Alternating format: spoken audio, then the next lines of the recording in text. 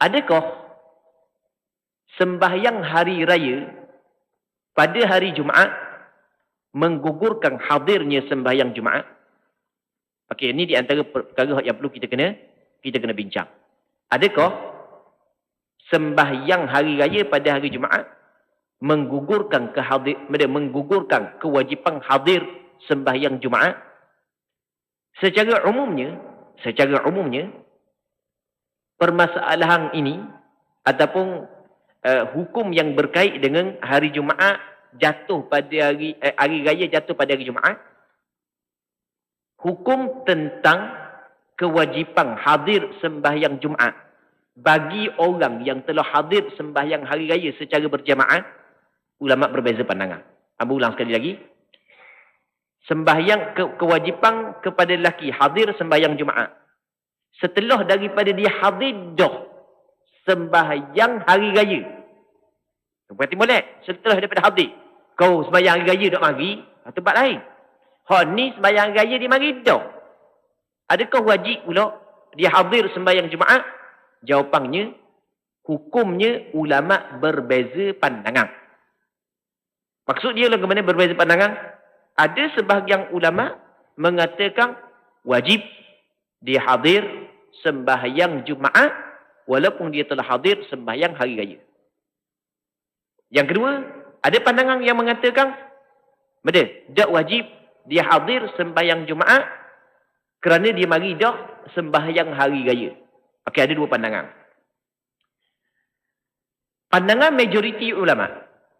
Saat ini kita kata ada dua pandangan. Pandangan majoriti, kebanyakan ulama mengatakan hadirnya sembahyang hari raya tidak menggugurkan kewajipan hadir sembahyang Jumaat. Okey, itu pandangan majoriti ulama.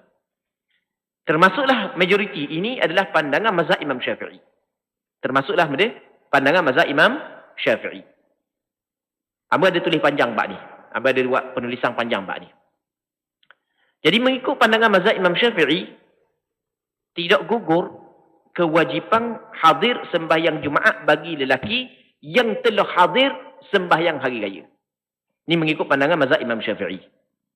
Kita di tempat kita, mazhab yang diamalkan, yang difatwakan adalah mazhab Imam Syafi'i. Jadi, kalaulah ada orang kata tidak wajib hadir sembahyang Jumaat, okey, pandangan tersebut betul.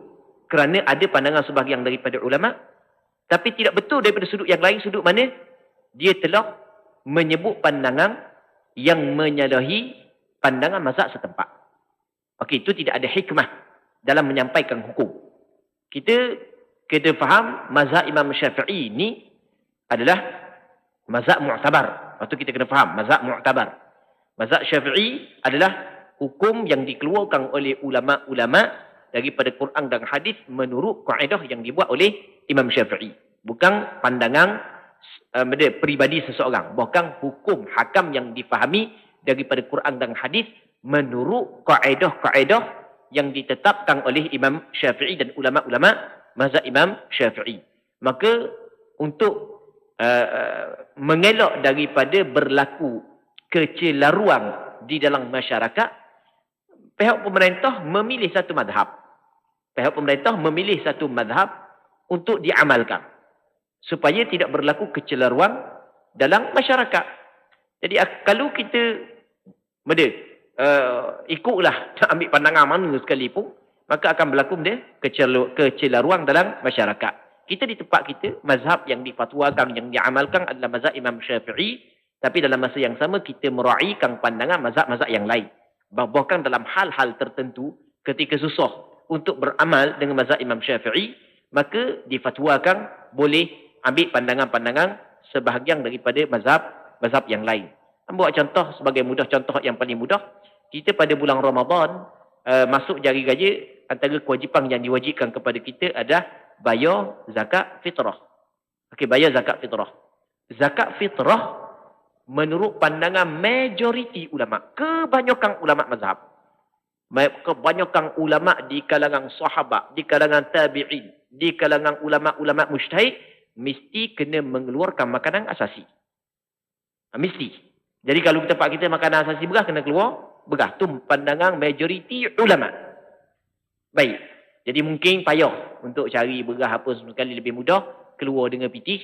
Maka fatwa di tempat kita mengatakan sah mengeluarkan zakat fitrah dengan duit. Keluar dengan duit ni adalah pandangan mazhab Hanafi saja. Majoriti ulama tak boleh.